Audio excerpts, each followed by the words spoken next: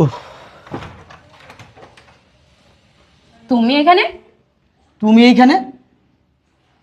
এটা তো আমার বোনের বাসা। এটা তোমার মামার বাসা? কি বলো? তোমার মামার বাসা মানে? এটা আমার বোন আর দুলাভাইয়ের বাসা। এটা আমার মামা মামির বাসা। তুমি এইখানে? আচ্ছা, তোমার মামির নাম কি? হ্যাঁ মামি। আসলে হয়েছে কি মামি, একটা মেয়ে আসছে, বলতেছি কি এটা ওর বোনের বাড়ি, আমি চিনতেছি না মামি। আচ্ছা তুমি বসতে বলো, আমি আসতেছি। বসো। আমি না আসলে বুঝছিলাম না তুমি আমার বোনের বাসা। আমিও না বুঝতেছিলাম তুমি হঠাৎ করে আমার এখানে। আমি কেমন আমার কাছে সব গোলায় যেতেছে।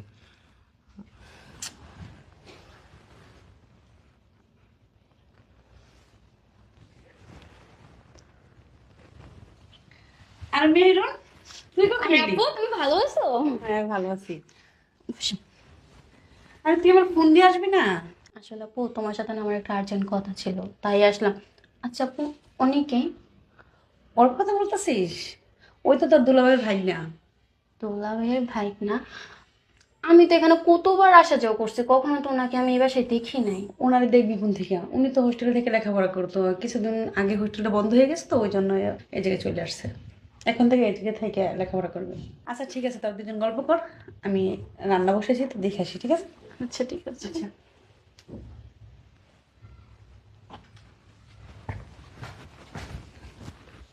কি করবো বলো তো? আমার মামির বোন তুমি। আমার মামাকে আমি মনে মনে বলছি আমি জানাবো না, আমি কি করব বলো তো? কিভাবে বলবো? আমার মামাকে আমি বলবো, মামা আপনার শালিটা কেন আমার পছন্দ হয়েছে, আমি ওকে বিয়ে করতে চাই। এইটা যদি জানে আমার মামা আমার কাইটা নদীতে ভাসায় দিবে। আমি এত কিছু বুঝি না, আমাকে কিছু বুঝাইতে হবে না। তোমার মামা হোক, দুলাভাই হোক, খালু হোক, তাও তো ভাই হোক, এগুলো তো আমার দেখার বিষয় না। আমার বোন হয়েছে দেখে কি হয়েছে, আমার দুলাভাই হয়েছে দেখে, আমার বোন হয়েছে দেখে কি হয়েছে, আমার দুলাভাই হয়েছে দেখে কি হয়েছে, এই জন্য কি আমি আমার ভালোবাসার মানুষকে হারাবো? কখনোই না। চলো আমরা এখন এই মুহূর্তে কাজে অফিসে যেয়ে বিয়ে করবো। মানুষ কি বলবে বলো? কিচ্ছু বলবে না, আমি মানুষের পরোয়া করি না। আমার কাছে আগে আমার ভালোবাসাটা মেটার করে, মানুষের কথাগুলো না। চলো।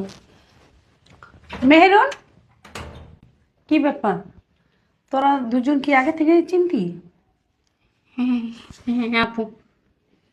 আসলে মামি, আমি যে সবসময় বলতাম না একটা কথা বলতে চাই, একটা কথা বলতে চাই, বলতে পারি না। হুম। আসলে মামি একটা কথাটা কিভাবে নিবেন আমি জানি না মামি। ওর সাথে আমার আজকে 5 বছর যাবত রিলেশন মামি। কি? হ্যাঁ, একে অপরকে ভালোবাসি আমরা। কিন্তু আমি বিশ্বাস করেন, আমি জানতাম না এটা আপনার বোন। বিশ্বাস করেন মামি, আমি যদি জানতাম মামি, আমি এই রিলেশনে কখনো জড়াইতাম না মামি। আমিও না জানতাম না ও যে দুলাভাইয়ের ভাগনা হয়, কিন্তু যাই হোক, আমি না ওকে ছাড়া বাঁচবো না। আমি ওকে বিয়ে করতে চাই, আমি ওর সাথে থাকতে চাই সারাটা জীবন। আচ্ছা ঠিক আছে, টেনশন করিস না, আমি তোর দুলাভাইয়ের ফোন দিই, দেখি ওই কি একটা ব্যবস্থা করে। মামি কি বলতেছেন? মামারা জানাবেন? মামা জানলে আমারে কুচি কুচি করে ফেলাইব। মামার আমি খুব তোমার কি ভয় পাই। মনে হয় তোমার আমার জানাবো না? আমার মামারে খুব ভয় পাই মামি। আরে তুমি ভয় পাও না, টেনশন নিও না, তুমি মামির উপরে ভরসা রাখো। দেখি আমি কি করতে পারি, বসো। আমি তোমার মামার ফোন দিই, ফোন নিয়ে আসি। বুঝতেছি না কি বলবো। ভয় পেও না, আপু যেহেতু বলছে বিষয়টা ম্যানেজ করবে, দুলাভাইকে বুঝাই বলবে, আপুর উপর একটু ভরসা রাখো। আচ্ছা তুমি বসো, আমি কথা বলতেছি, বসো। হ্যালো। হ্যাঁ কি যে এই তুমি কই আছো? এত বাড়ির কাছাকাছি আছে কেন? আচ্ছা তুমি একটু বাসায় আসো তো, জরুরি কথা আছে। আচ্ছা আসতেছি। আচ্ছা ওকে।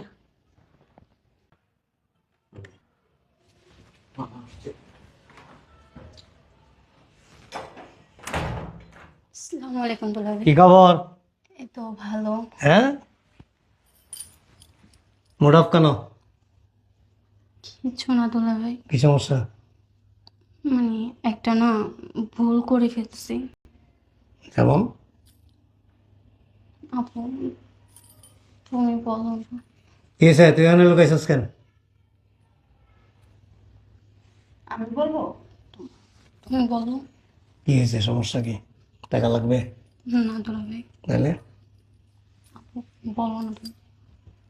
শোনো, ওরা দুইজনে একটু ভুল করছে। আমি বুঝতেছি না, ক্লিয়ার করে বলো।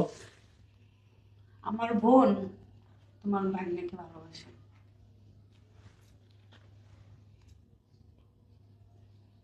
আমিও তো জানতাম না। কি মেয়েরও? আসলে দোলা ভাই, আমি তো জানতাম না যে ও আপনার ভাইগনা। যদি জানতাম আর কি বা হবে জেনে। আসলে আপনি আর আপু মিলে আমাকে অনেক প্রেশার দিচ্ছিলেন বিয়ের জন্য।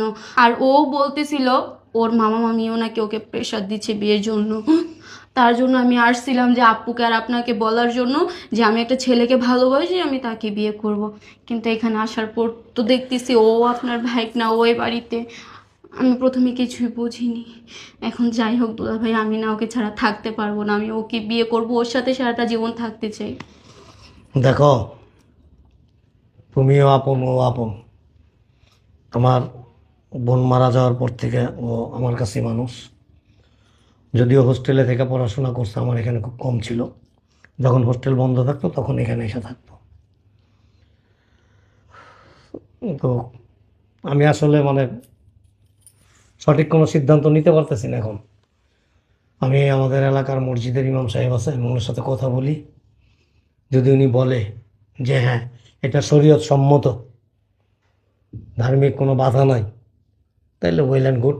আমার দিক থেকে কোনো অবজেকশন নাই, ঠিক আছে।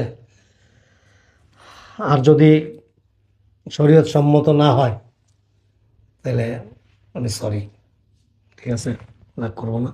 বয়স হয়েছে, বিয়ের বয়স হয়েছে, ম্যাচুইড। আমি মানে বুঝে উঠতে পারতেছি না আমি কি বলবো বা কি করব। তুমিও ম্যাচুইড, ও ম্যাচুইড। আর ও এমন একটা ছেলে, ও আজ পর্যন্ত আমাকে কোনো কিছু মুখ ফুটে বলে নাই কখনো। আমি ইমাম সাহেবের সাথে